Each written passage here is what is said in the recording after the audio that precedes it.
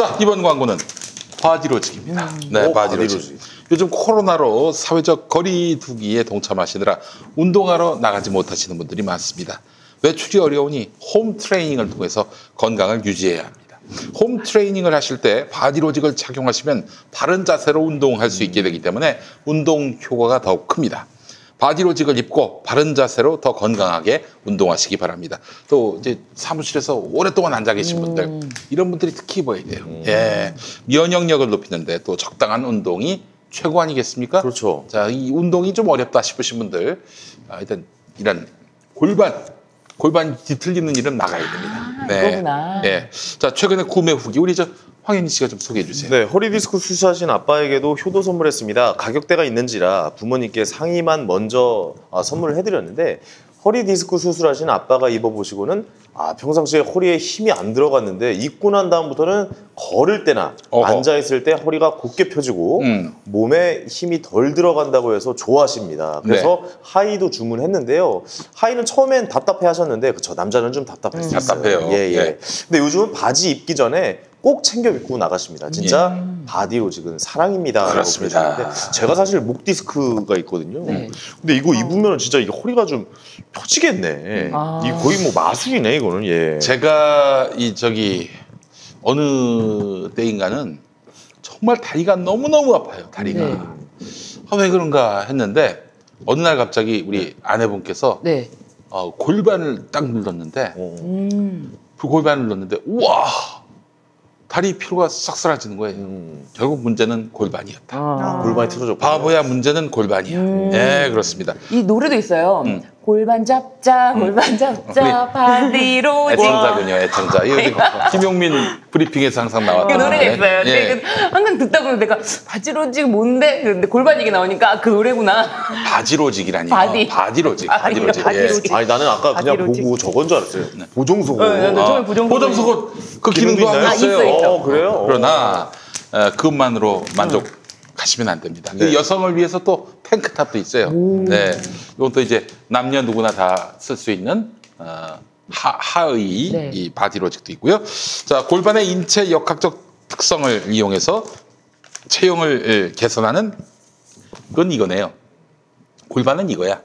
아니 탱크탑에서 골반 교정을 할 수는 없잖아. 아니 이게 바디로직이 제품이 굉장히 많아요. 다양해요. 다양하게 나와요, 라인이. 그래요, 여러분. 바디로직. 자, 바디로직은 골반의 인체 역학적 특성을 이용해서 체형을 개선하는 골반 및 말린 어깨 교정 속옷입니다.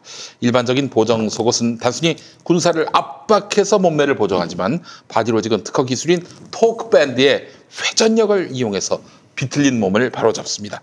효과가 없을 경우 신기하다. 100% 환불 보장까지 합니다. 네.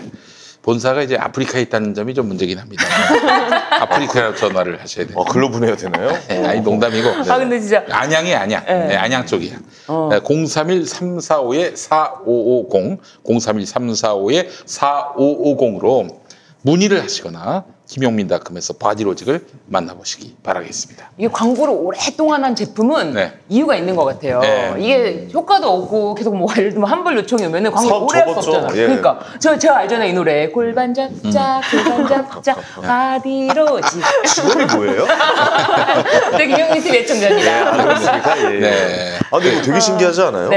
토크밴드의 회전력을 이용해 비틀린 몸을 바로잡는다는 게 이게 핵심인 것 같은데 야 이거 나중에 한번 저 입어보고 한번 이 체험을 직접 한 다음에 제가 한번 이용 후기를 한번 저도 한번 알려드리도록 하겠습니다. 그래요. 그걸 우리는 간증이라고 합니다. 간증. 제가 광고 간증 한번 이 자리를 빌려서 해보도록 하겠습니다. 많이들 여러분들 구매해 주시기 바라겠습니다.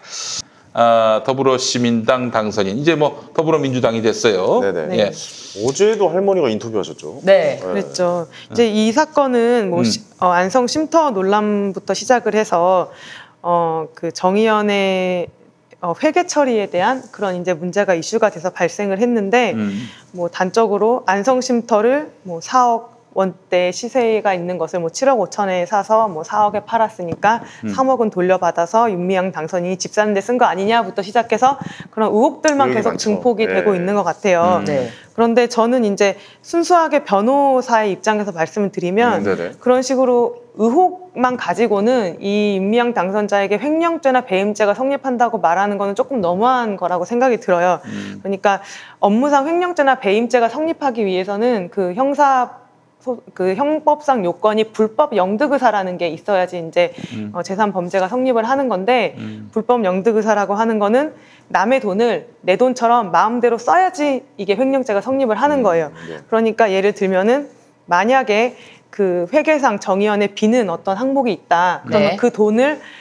그 돈이 어디로 갔느냐, 이거는 윤미향 당선인이 횡령한 거 아니냐라고 그렇게 바로 가는 게 아니라 이 돈이 어디에 갔느냐, 그 행방이나 사용처를 소명해라, 이게 먼저인 거예요. 그런데 이제 거기에 대한 사용처나 행방에 대한 그런 소명을 좀 충분히 듣지 않은 상태에서 특별히 못하고 이제 있다고 그렇게 하지만 이게 그 몇 년간에 걸친 그 회계 내역을 한 번에 정리하는 거는 쉽지는 않을 거예요. 왜냐면은 하나를 소명했다가 또 어디서 어긋나 버리면 그것 때문에 또 소명하고 그런 게 굉장히 어렵거든요. 그러니까 횡령죄에 대한 변호를 하다 보면은 이제 저도 기록을 먼저 공소장을 보잖아요. 그러면은 아, 정말 이렇게 나쁜 사람이 다 있어라고 하면서 이제 만나잖아요, 의뢰인을. 그래서 이제 뭐 선입견도 가지지만 그래도 저는 이제 변호를 해야 되는 입장이니까 이 돈 어디다 썼어요? 잘 소명해 보세요. 그걸 먼저 이제 요구를 하거든요. 그럼 자료를 빨리 이거를 어디다 썼는지 다 찾아오세요라고 하면 그걸 이제 다 찾아다 만들어 주는데 이제 실제로 이제 제 사건은 아니지만 무죄 판결 받은 사례들을 보면 예를 들면은 이제 저는 공익법인에 대해서 해본 적은 없고 그냥 회사에 대해서는 여러 번 해봤는데 먼저 그 대표이사가 회사에 넣은 돈이 있으면 그 돈은 회사에 빌려준 돈이기 때문에 그걸 나중에 출금해 가도 그거는 회사에 빌려준 돈을 변제받은 거기 때문에 상관없는 거예요. 불법 영득 의사가 없는 거예요. 왜냐면 법인에다가 내 돈을 꽂았으니까 나중에 내 돈을 받는 거잖아요. 그렇죠. 근데 그게 회계 처리가 제대로 안 되면 그게 가지급금이라는 항목으로 잡혀서 회계 처리가 잘 안 되면 검찰은 이거를 의심을 해가지고 기소를 할 수가 있다는 거예요. 그리고 그 각 단체마다 단체의 특성에 따라서 뭐 큰 회사면 큰 회사, 작은 회사면 작은 회사, 뭐 공익법인이면 공익법인 다 각자의 상황에 맞게 다르죠. 비용 증빙을 할 수 없는 그런 것들이 있어요. 맞아요. 영수증 처리를 하기가 어려운 것들이 있어요. 굉장히 복잡해요. 굉장히 복잡하고 그 회계 제가 예전에 변호를 했던 어떤 그 회사의 경우에는 어떤 게 있었냐면 어떤 전문 기자들을 상대하는 어떤 뭐 이렇게 하는 그런 이제 단체였는데 기자들에게 주는 전별금, 교통비 뭐 이런 것들을 영수증 처리할 수가 없는 거예요. 왜냐면은 기자한테 그거를 주고선 영수증 써달라고 할 수가 없잖아요. 그렇죠. 그래서 그런 항목만 따로 모아 쓰는 뭐 기밀비항 뭐 이런 식으로 회계 항목을 만들어 놓는다거나 이렇게 조금 구멍이 생길 수 있는 것들이 단체들마다 다 있어요. 맞아요. 근데 윤미향 당선인의 경우에는 그 액수가 커서 이제 이거를 만약에 소명하려면 굉장히 어렵고 또 시간도 많이 걸릴 것 같아요. 그래서 여기에 대해서는 이제 회계법인에 대해서 실사를 맡겨서 뭐 소명을 한다고 하니까 거기까지는 기다려봐야 되지 않나 그런 생각이 들어요. 사실 세금이란 게 그렇잖아요. 그래 너희들이 알아서 증명해와. 하지만 난 다 알고 있어. 약간 이런 느낌은 아니에요. 세무 같은 게. 그러니까 본인이 이거 뭔가 회계장부를 줬을 때 이거 보니까 이거 비는데 니네들이 알아서 증명해 와야지. 이 개념인 거잖아요. 맞아요. 그 개념이 맞아요. 그렇게 해야 되는 거예요. 윤미향 이제 당선인이 그거를 이제 5월이 잠깐 아직 아니에요. 5월 30일부터 시작. 당선인이에요. 아직 당선인이 그거 알아서 찾아와야 되는 시기인 거잖아요. 그렇죠. 근데 그게 증명이 되면 사실 죄는 없는 죄는 거고. 없는 거죠. 근데 만약에 그게 이제 증명이 안 된다면 그거는 죄를 아주 뜨겁게 물어야죠. 그렇죠. 그 본인이 이제 횡령한 액수가 만약에 있다면 밝혀진다면 그 액수에 상응하는 처벌은 받아야 되겠죠. 당연하죠. 근데 지금처럼 지금 언론에서 말하는 것처럼 뭐 3억이다, 5억이다 이렇게 예단하는 거는 정말 저는 그건 너무하다고 생각이 너무 드는 게 한쪽 끝으로 몰아가고 있는 건 아닌가라는 생각이 만약에 들어요. 쉼터가 뭐 일단 지금 1차적인 방어 논리로는 그 쉼터는 사실 9억 원에 내놨던 건데 오히려 7억 원에 산 거기 때문에 싸게 샀다 이런 주장을 이제 1차적으로 하고 있는 것 같은데 저는 그거는 그럴 수도 있고 만약에 설령 그게 업계약서를 작성을 한 게 진짜 맞다면 그게 드러난다면 그 돈을 돌려받아서 그러니까 업계약서를 왜 쓰냐면 뭐 물론 불법적인 비자금을 조성하려는 목적도 있지만 그 윤미향 당선인이 그랬다는 건 아니고요. 그리고 비자금 조성만으로 횡령자가 되는 것도 아니에요. 판례가. 근데 그 나중에 그 부동산을 처분을 했을 때 양도소득세를 줄이기 위해서 그래서 이제 편의상 업계약서를 써가지고 돈을 돌려받는 경우도 있어요. 보통 다운계약서를 쓰는데 가격이 낮은 거는 업계약서를 쓰는군요. 그쵸. 그러니까 뭐 매도인한테 유리하게 쓰고 매수인한테 유리하게 쓰고 그냥 그때 상황에 따라서 그렇군요. 다른 건데 만약에 네네. 윤미향 당선인이 업계약서를 그러니까 윤미향 당선인이 회계 처리했는지도 잘 모르겠지만 업계약서를 써서 돌려받아서 그 돈의 사용처나 행방을 소명한다면 그게 나의 개인적 이익을 위해서 내가 내 돈처럼 쓴 게 아니라는 걸 소명한다면 그거는 탈세의 또 다른 문제는 되겠지만 개인적으로 횡령한 건 아닌 거죠. 그래서 지금으로 도덕적 지탄을 받기는 어렵다. 그렇죠. 예. 그리고 이제 그게 업무상 배임죄가 되는지도 관련을 하면 이것도 이제 회사 사건의 경우인데 이제 경영자가 개인적인 이익을 취할 의도가 없이 그냥 가능한 범위 내에서 수집된 정보를 바탕으로 기업의 이익을 위한다는 생각으로 신중하게 결정을 내리면 나중에 그것 때문에 손해가 발생했다고 해도 무조건 업무상 배임죄 형사 책임을 물을 수는 없는 거예요. 선의가 있으면 된다. 경영 판단. 그렇죠. 예, 그래서 합리적인 경영 판단의 재량 내에서 행해진 것이면 그게 그 본인에게 그러니까 여기서는 그 정의원에게 손해를 가한다는 인식하에 어떤 의도적 행위라고 인정하기는 어려운 거죠. 네. 그렇기 때문에 그것도 이제 윤미향 당선인이 자료를 이제 마련을 다 하겠죠. 이거는 소명하겠죠. 그렇죠. 예. 소명을 하는데 이게 예를 들면 그냥 좀 부족했다. 그 업무상 부족한 것이다. 아니면은 이거는 이 당시의 상황에 비춰서 합리적인 경영 판단의 범위 내였다. 이런 걸 소명을 할 경우에는 이게 배임죄가 성립이 안 할 수가 있는 거거든요. 네.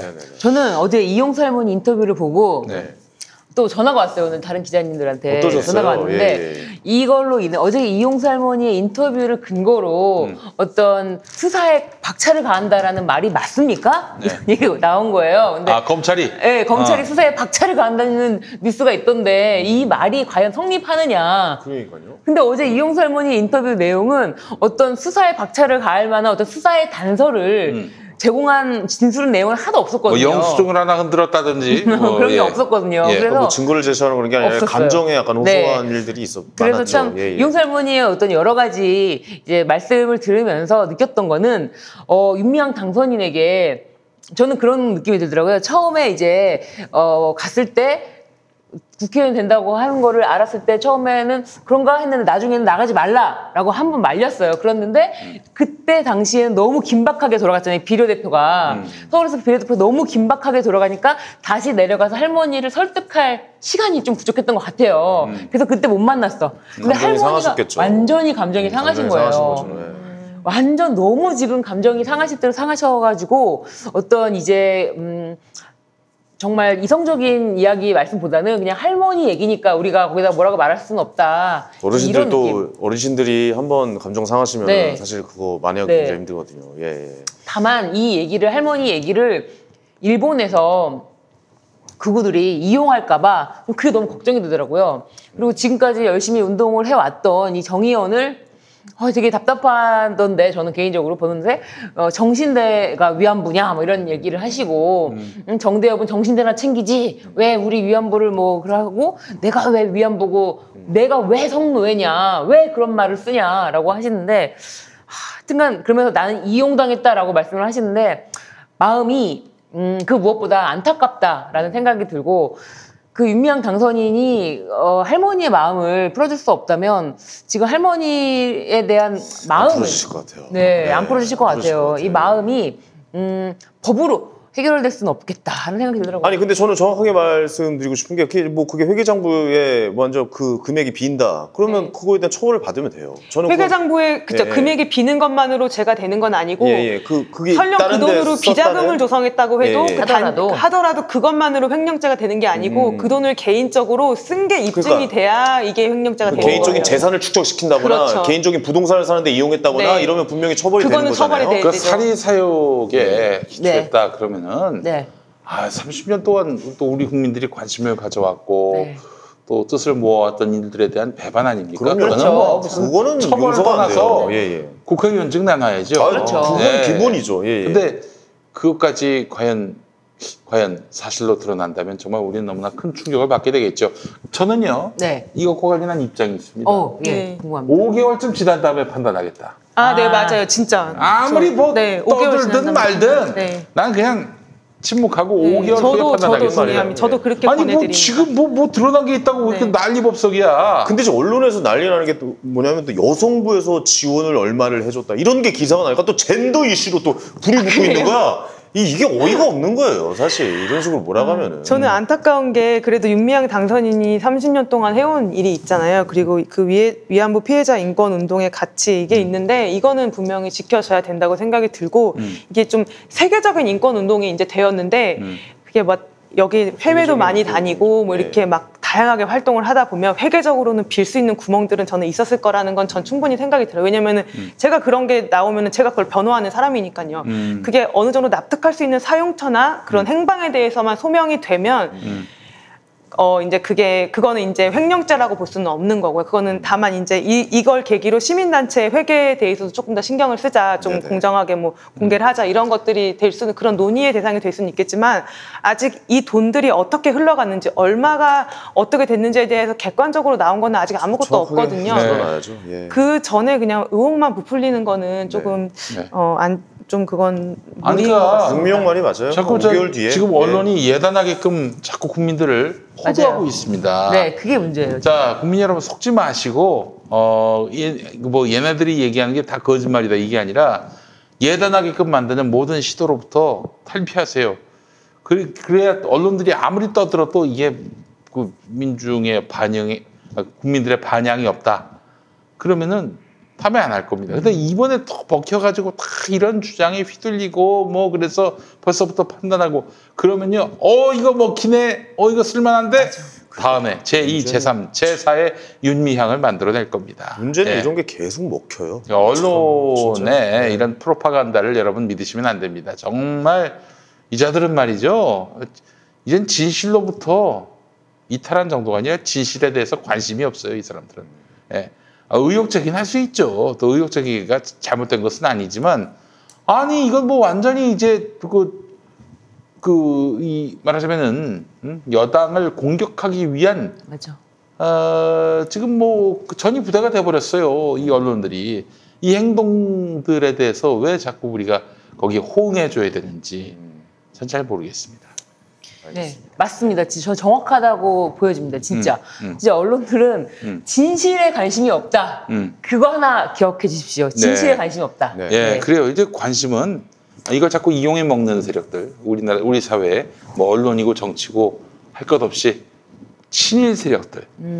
그러니까 뭐 그 할머니를 비난하지 말고 그 친일 세력들, 이 국면을 이용하려 드는 이 친일 세력들에 대해서 우리가 예리한, 그렇죠. 그리고 날선 이런 태도를 견지해야 합니다. 예, 걔네들 좋아할 일을 하지 말아야 돼요. 그러면은 잘못한 걸 잘못했다고 얘기해야 되는 거 아니냐? 뭐가 잘못됐는지에 대해서 예단하지 마시고 한 5개월만 기다려 보시라니까. 5개월 후면 다 나와요. 그때 가서 판단해가지고 윤미향이 잘못했으면 윤미향에게 책임을 묻고, 맞습니다. 그렇지 않으면 또 거기에 합당한 태도를 취하면 될 텐데 왜 그냥 지금 빨리 뭔가 판단을 하지 않으면 안 되는 그런 조바심에 그렇게 휩싸여 있는지 모르겠습니다. 네, 그리고 위안부 피해자 할머니들께서 이런 일련의 사태를 보면서 얼마나 기가 막히고 속상하실까. 저는 그 점도 굉장히 속상하거든요. 그래서 너무 그 할머니들 속상해하지 마시고 그 PD님 말대로 5개월만 그냥 좀 기다려 보시고 그 다음에 판단하셨으면 좋겠다라는 생각이. 지금 저 어떻게든 뭐 빨리 판단해야 된다는 조바심을 막 부추기는 게 언론입니다.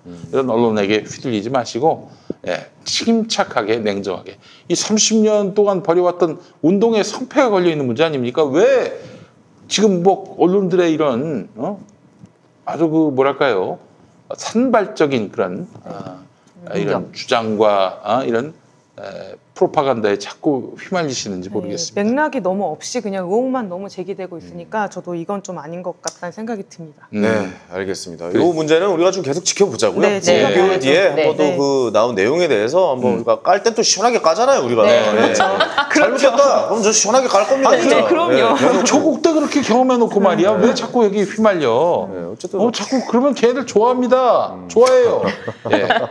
이제 와가지고 맞아요. 보십시오. 5개월 전에 그 조국에 대해서 평가한 것과 5개월 후에 평가한 게 같습니까? 다르잖아요. 그러니까 조국도 처음에는 조국 교수도 뭐라 그랬더라? 비상장 회사를 우회 상장해서 우회 상장을 해서 몇십억 원의 주가 조작을 해가지고 대선 자금에 활용하려고 했고 네. 뭐 웰스 CNT 가로등 회사 전멸기 네. 회사에 뭐 이렇게 국가 공사를 수주해줘서 뭐 또 이익을 얻고 이런 것들이 태양광 네. 나오고 예. 난리가 났었잖아요. 네. 근데 지금 하나도 그거 그러니까 아니잖아요. 의혹이 진짜 막 저도 그때 당시에는 막 머리가 그랬죠. 진짜 그런가 정말 막, 쏟아져 막 나왔었잖아요. 이랬을 때라 네. 어쨌든 이런 모습이 계속 나온다는 게 좀 안타깝긴 하네요. 그렇습니다. 네. 예. 나중에 또 이거 한번 주제를 갖고 네. 이야기를 네. 나눠보도록 자, 이거 하죠. 지금 말씀한 거 말이죠. 지금 네네. 이제 올라가지 않겠습니까? 네. 5개월 뒤 다시 한번 시청해 보세요. 그때 김용민이 말대로 한 5개월만 기다렸으면 다 알 텐데 왜 그때 우리가 설레발을 떨었나? 아마 반성하는 분들 많을 맞아. 겁니다. 네, 그래요. 5개월 뒤에 재밌는 일이 일어났으면 좋겠네요. 용민이 형한테. 예. 5개월 후에는 주님이 다시 오실 것 같아요. 네, 뭔가 5개월 뒤에는 예. 아주 아름다운 세상이 네. 도래했으면 좋겠다. 자, 이렇게 마무리하겠습니다. 다음 주에는 장용진이 플러스 알파가 돼가지고 네. 그렇습니다. 여러분들을 만나게 될 것 같습니다. 목요일날 뵙도록 목요일에 뵐 것 같습니다. 아 시간은 몇 시인가요? 같이 똑같죠. 시간. 아, 근데 예. 8시 반에 합시다. 8시 네. 반이요? 8시 반 네, 저 와요? 좋아요. 네, 8시 8시 반 반에. 좋아요. 네. 수진 변호사님, 되게 조금 스타일이 좀 변하신 것 같아요. 그러니까 오늘 되게 차분해 보이시는 것 같아요. 아, 저 그런가요? 예. 아, 네. 마이클 잭슨 헤어스타일이 아니에요. 그래서 그렇군요. 예. 알겠습니다. 그럼 네. 다음 주 8시 반? 8시 반으로. 네. 네, 그때는 네. 타이틀을 대꼼찰청으로 한번 바꿔볼까 고민 중입니다. 대꼼찰청으로 저희는 목요일에 예. 인사드리도록 하겠습니다. 예. 지금까지 피아 지방 먹을사 감사합니다. 고생하셨습니다. 가자. 예. 아직 있나? 끄지 말고 11시에 PD 수첩 시청해주세요. 아, 오늘요? 똥 먹이는 교회가 나옵니다. 와! 수첩에 정말. 똥 먹이는 교회가 말이죠. 이 방영 드디어. 금지 가처분 신청을 했는데 어머. 기각됐습니다. 그래요? 왜 그랬냐면은 그 법원의 판단이 아주 재밌는 게 그 똥 먹이는 교회 목사가 똥 먹였다더니 이런 거 다 사실 아니다라고 얘기했지만 그걸 진실이라고 보기에는 교회 쪽에서 제시한 증거가 미흡하다 이렇게 판단을 했습니다. 예. 와, 드디어 해내셨네요. 시청해 보도록 하겠습니다. 네, 평안함을 해냈네요. 예, 그렇습니다. 11시에 11시. MBC PD 수첩 많이 시청해 주시기 빨리 집에 가서 봐야겠어요. 바라겠습니다. 알겠습니다. 다음 주에 뵙겠습니다. 감사합니다. 감사합니다.